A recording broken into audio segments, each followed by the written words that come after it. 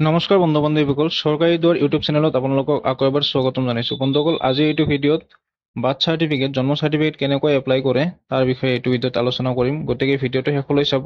আৰু যদি আমাৰ চেনেলটো ছাবস্ক্ৰাইব কৰা নাই এতিয়ালৈকে, তেতিয়াহ'লে ছাবস্ক্ৰাইব কৰি দিয়ক, কাৰণ এনেকুৱা ধৰণৰ ইম্পৰ্টেণ্ট টপিক মই মোৰ চেনেলৰ যোগেদি আনি থাকোঁ। গতিকে বলক ভিডিঅ'টো লৈ আগবাঢ়োঁ। পোনপ্ৰথমে আপোনালোকে আপোনালোকৰ কম্পিউটাৰ বা মোবাইলত এটা ব্ৰাউজাৰ খুলি ল'ব। তাতে সেৱা সেতু বুলি আপোনালোকে টাইপ কৰি দিব। সেৱা সেতু টাইপ কৰাৰ পিছত আপোনালোকে এটা লিংক আহিব সেৱা সেতু, তাতে ক্লিক কৰি দিব। তাৰপিছত এটা পপ আপ আহিব। পপ আপত এই মুখ্যমন্ত্ৰী ফটো আছে ইয়াতে, গতিকে এইটো ক্ৰপ কাটি দিব। নেক্সট আপোনালোকে ছাইড কৰ্নাৰত চাব এটা লগ ইন আৰু ৰেজিষ্টাৰ বুলি এটা বাৰ আছে, তাতে চিটিজেনত ক্লিক কৰি দিব। যেহেতু আমি জেনেৰেলি কৰিম বস্তুটো, সেইকাৰণে চিটিজেনত ক্লিক কৰি দিছোঁ। নেক্সট আপোনালোকে নিউ ৰেজিষ্ট্ৰেশ্যন তলত আছে, তাতে ক্লিক কৰি দিব। বন্ধুসকল, প্ৰথমতে আপোনালোকে ইয়াতে আপোনালোকৰ মোবাইল নাম্বাৰটো ইয়াতে ফিল কৰি দিব, যিটোৰ দ্বাৰা আপোনালোকে এপ্লাই কৰিব। জেনেৰেট অ'টিপিত ক্লিক কৰি দিব। জেনেৰেট অ'টিপিত ক্লিক কৰাৰ পিছত অ'টিপি আহিব। অ'টিপিটো অহাৰ পিছত আপোনালোকে অ'টিপিটো ধুনীয়াকৈ বহাই দিব, ভুল নকৰিব। অ'টিপিটো বহোৱাৰ পিছত আপোনালোকে ছাইডত চাব ভেৰিফাই অ'টিপি বুলি এটা অপশ্যন আছে, তাতে ক্লিক কৰি দিব। নেক্সট আপোনালোকে ইয়াতে গিভেন নেম, ইয়াতে কি নাম আপোনালোকে কাৰ নামত এপ্লাই কৰিব তাৰ নামটো ইয়াতে ফিল কৰি দিব।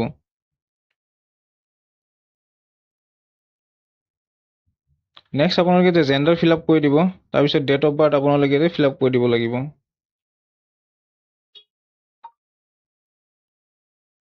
পাৰ্চনেল মেছেজত আপোনালোকে যিকোনো দিব পাৰে, আপোনাৰ ইচ্ছামতে আপোনালোকে পাৰ্চনেল মেছেজ দিব পাৰে। মই ইয়াতে বাৰ্থ চাৰ্টিফিকেট এপ্লাই বুলি দিছোঁ, এপ্লিকেশ্যন। নেক্সট ইউজাৰ নেমত আপোনালোকে নামটো আৰু টাইটেলটো মিলাই এটা আইডি ইউজাৰ নেম বনাব লাগে। ইয়াতে মই সুৰজ 14 বৰ্মন দি দিছোঁ। ইউজাৰ নেম এভেইলেবল বুলি দেখাই দিয়ে, এইটো মনত ৰাখিব, এইটো নেক্সট টাইম লাগিব পাৰে। তাৰপিছত পাছপৰ্টত আপোনালোকৰ ভাল লগা এটা পাছপৰ্ট এটা দি দিব, নাম, কেৰেক্টাৰ আৰু স্পেচিয়েল কেৰেক্টাৰ মিলাই। গতিকে ইয়াতে মই একচেপ্ট বটনত ক্লিক কৰি চাইন আপত ক্লিক কৰি দিছোঁ। গতিকে বন্ধুসকল চাওক, প্ৰচেচিং হৈ আছে ৰিকুৱেষ্টটো। গতিকে আমাৰ আইডিটো ক্ৰিয়েট হৈ গৈছে। আইডিটো ক্ৰিয়েট হোৱাৰ পিছত চাওক, ইয়াতে নতুন পপ আপ আহিছে। ইয়াতে আপোনালোকে ভিউ ইয়াৰ এপ্লিকেশ্যন ইন অল্ড ভাৰ্জনত ক্লিক কৰিব লাগিব। অল্ড ভাৰ্জনত ক্লিক কৰিলে আপোনালোকে চাৰ্চত যাব লাগিব। চাৰ্চত যোৱাৰ পিছত ইয়াতে আগতে এপ্লিকেশ্যন কৰা আছিল মই এইটো নাম্বাৰেদি।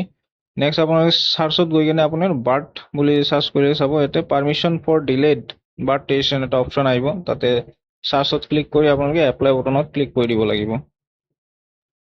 ইয়াতে কিছুমান গাইডলাইন আছে, গাইডলাইনগিলা আপোনালোকে পঢ়ি ল'ব।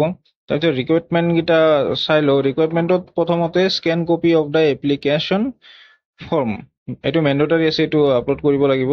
Next register hospital government private certificate regarding birth. Birth চাৰ্টিফিকেটৰ ফৰ্মটো আপোনালোকে কেনেকৈ পাব? বাৰ্থ চাৰ্টিফিকেট ফৰ্মটো আপোনালোকে ইয়াতে নেক্সট এটা পেজ কৰি ল'ব, তাতে birth certificate application form for delayed birth এনেকৈ আপোনালোকে গুগলতে টাইপ কৰি দিব। গুগলত টাইপ কৰাৰ পিছত চাওক, ইয়াতে এটা অপশ্যন আহিছিল, তাতে ডাউনলোড এপ্লিকেশ্যন ফৰ্মছ বুলি এটা অপশ্যন আহিছিল, তাতে ক্লিক কৰাৰ পিছত ইয়াতে চাওক, ইয়াতে আছে permission for delayed birth registration ডাউনলোডত অপশ্যন আছে, তাতে PDF আপোনালোকে ডাউনলোড কৰি ল'ব। ইয়াতে চাব পাৰিছে মই ফৰ্মখন ডাউনলোড কৰি লৈছোঁ। ফৰ্মখন ডাউনলোড কৰাৰ পিছত আপোনালোকে ইয়াতে প্ৰিণ্ট আউট কৰি কপি ওলাই কিনে ফৰ্ম ফিল আপ কৰি চাইন মাৰি এতিয়া স্কেন কৰি আকৌ আপলোডো দিব লাগিব। গতিকে ইমান সহজো নহয়। গতিকে নেক্সট আমি নেক্সট চাই লওঁ কি আছে ইয়াতে। নেক্সট আছে আপোনালোকৰ affidavit duly school certificate admit card, 6 বছৰৰ ওপৰত যাৰ বয়স তাৰ স্কুল চাৰ্টিফিকেট বা এডমিট কাৰ্ড লাগিব। নেক্সট এফিডেভিটখন মেজিষ্ট্ৰেটৰ দ্বাৰাহে ল'ব। নেক্সট এনি আদাৰ ডকুমেণ্টছ, ইয়াতে আপোনালোকে Aadhaar card, PAN card etcetera upload কৰিব লাগিব। চাওক ইয়াতে কিমান টাইম লাইনত বস্তুটো কমপ্লিট হয়, তাতে লিখা আছে 10 দিনৰ ভিতৰত। ছাৰ্ভিচ চাৰ্জ 30 টকা আছে আৰু PFC চাৰ্জ আছে 10 টকা। গতিকে এপ্লাই বটনত ক্লিক কৰাৰ পিছত চাওক, প্ৰথমতে ইয়াতে আবেদনকাৰীৰ নাম ইয়াতে ফিল আপ কৰিব লাগিব। ধৰকচোন যাৰ নামত এপ্লাই কৰিব বাৰ্থ চাৰ্টিফিকেট, যদি তেওঁ 6 বছৰৰ ওপৰত হয় তেখেতৰ নামটো ইয়াতে ফিল আপ কৰি দিব। নেক্সট জেণ্ডাৰটো তেখেতে ফিল আপ কৰিব। ইমেইল আইডি যদি আছে দি দিব, নাথাকিলে নিদিলেও প্ৰব্লেম নাই, এইটো মেণ্ডেটৰী নহয়। মই ইমেইল আইডিটো দি দিছোঁ। নেক্সট ইয়াতে চাওক নৱজাতকৰ লগত সম্বন্ধ। নৱজাতকৰ লগত সম্বন্ধ একচুৱেলি ডটাৰেই হ'ব ইয়াতে, কাৰণ মাক দেউতাকে ল'ৰা ছোৱালীৰ নামত বাৰ্থ চাৰ্টিফিকেট এপ্লাই কৰে। গতিকে নৱজাতকৰ যদি পান নম্বৰ আছে, পান নম্বৰটো ফিল আপ কৰি দিব, নাথাকিলে নালাগে। নৱজাতকৰ নাম ইয়াতে ফিল আপ কৰিব, যাৰ নামত এপ্লিকেশ্যন কৰি আছে তাৰ নামটো ইয়াতে বহাই দিব।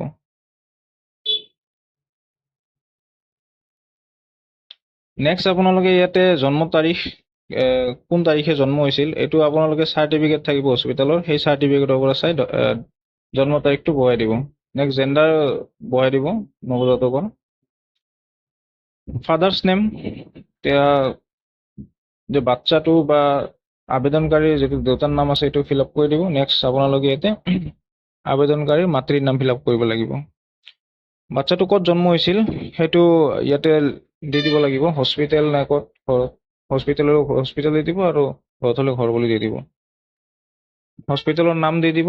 নেক্সট হস্পিটেলৰ এড্ৰেছ, হস্পিটেল এড্ৰেছটো হস্পিটেলৰ নামটো দি তাৰপিছত যিটো জেগাত হস্পিটেলটো আছে সেই জেগাৰ নামটো ইয়াতে বহাই দিলে হৈ যাব।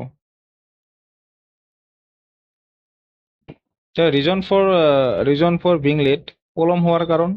এতিয়া কিয় মানে বাৰ্থ চাৰ্টিফিকেটটো বনাওঁতে আপোনালোকৰ পলম হৈছে সেই কাৰণটো ইয়াতে ইংলিছত বা অসমীয়াততো দিব নোৱাৰি, ইংলিছতে দিব লাগিব। তো মই ইয়াতে আদাৰ প্ৰব্লেম বুলি দি দিছোঁ, তো একচেপ্ট কৰিব ইয়াতে। নেক্সট ইয়াতে ডিটেইলছ আপোনালোকৰ চাব, ষ্টেট, তাৰপিছত জিলা, তাৰপিছত মহকুমা আৰু চাৰ্কেল অফিচ, এইবিলাক আপোনালোকে ভালকৈ ফিল আপ কৰি দিব।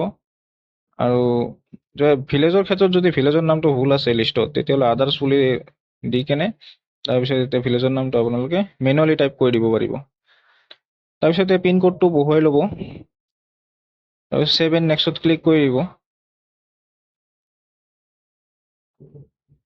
ইয়াতে চাগে একবাৰ পুনৰ ভালকৈ চাই ল'ব ছেভ এণ্ড নেক্সট কৰাৰ আগত, কাৰণ কিবা ভুল চুল হৈ থাকিলে এইটো শুদ্ধ কৰি ল'ব পাৰিব।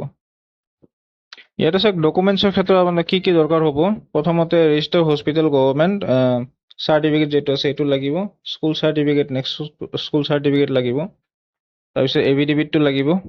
এনি আদাৰ ডকুমেণ্টছত আপোনালোকে ফৰ্মখন আপলোড দিব লাগিব, ফৰ্মখন আপলোড আৰু লগতে মাৰ্চ কৰি আপোনালোকে আধাৰ কাৰ্ড বা পান কাৰ্ড এইবিলাক মাৰ্চ কৰি এটা PDF ফাইল বনাই আপোনালোকে আপলোড দিব লাগিব। গতিকে মই ডকুমেণ্টছখিনি আপলোড দি লৈছোঁ। আপলোড দিয়াৰ ক্ষেত্ৰত আপোনালোকে লক্ষ্য কৰিব যে JPG ফৰ্মেটত নহয়, আপোনালোকে PDF ফৰ্মেটত ফৰ্মখিনি আপলোড দিব লাগিব। মই বৰ্তমান ডেমো ফৰ্ম আপলোড দি দিছোঁ। নেক্সট আপোনালোকে চাব, ইয়াতে এটা পপ আপ আহিছে ছেভ এণ্ড নেক্সট কৰাৰ পিছত, ইয়াতে আপোনালোকে ভালকৈ চাব পঢ়ি। তাৰপিছত লাষ্ট কামটো হ'ল আপোনালোকৰ ইয়াতে পে'মেণ্ট কৰিব লাগিব। আপোনালোকে এটা কাম কৰিব, পে'মেণ্ট কৰাৰ সময়ত বেলেগ একো চলাই নাথাকিব, কাৰণ পে'মেণ্টটো অলপ মানে ইয়াতে দিগদাৰ, অলপ টাইম লয়। গতিকে ঘূৰি থাকে, নেটৱৰ্ক থাকিলেও ঘূৰি থাকে, এইটো চাৰ্ভাৰটো অলপ লোড লয়ে এইটো চাৰ্ভাৰ। গতিকে চাওক ইয়াতে RTO পে'মেণ্ট বুলি আহিছে, ইয়াতে তাতে ডিটেইলছখিনি আহি যাব। যদি গুগল পে' কৰি পে'মেণ্ট কৰিব খোজে তেতিয়াহ'লে পে'মেণ্ট গেটৱেত গৈ আপোনালোকে IDFC ফাৰ্ষ্ট বেংক অপশ্যনটো ক্লিক কৰি দিব, তাৰপিছত প্ৰচিড টু পে'মেণ্টত মাৰিব। ঘূৰি আছে ইয়াতে এতিয়াও। গতিকে আহি গ'ল। নেক্সট আপোনালোকৰ চাব, ইয়াতে আছাম EJRS বুলি অপশ্যন আহিব, ইয়াতে প্ৰচিড টু পে'মেণ্টত যাব। এতিয়া UPI অপশ্যন এটা আছে, UPI অপশ্যনত ক্লিক কৰি আপোনালোকে শ্ব' QR ক'ডত মাৰি দিব। গতিকে ইয়াতে আপোনালোকে 10 টকা এটা পে'মেণ্ট কৰিব লাগিব। চাওক 10 টকা আহিছে, 10 টকা পে'মেণ্ট কৰিব লাগিব। গতিকে মই পে'মেণ্টটো কৰি দিছোঁ। গতিকে এতিয়া চাব পাৰিছে পে'মেণ্টটো কৰাৰ পিছত ইয়াতে এপ্লিকেশ্যন একনলেজমেণ্টটো আমাৰ ওলাই গৈছে। গতিকে এইখিনি আছিল, এইটো ছেভ কৰি থৈ দিব। গতিকে যদিহে আপোনালোকৰ ভিডিঅ'টো ভাল লাগিছে তেতিয়াহ'লে ভিডিঅ'টোত এটা লাইক কৰি দিব আৰু আপোনাৰ মতামত কমেণ্টৰ জৰিয়তে মোক জনাব। আৰু যদিহে মোৰ চেনেলটো এতিয়ালৈকে ছাবস্ক্ৰাইব কৰা নাই তেতিয়া ছাবস্ক্ৰাইব কৰি দিব, কাৰণ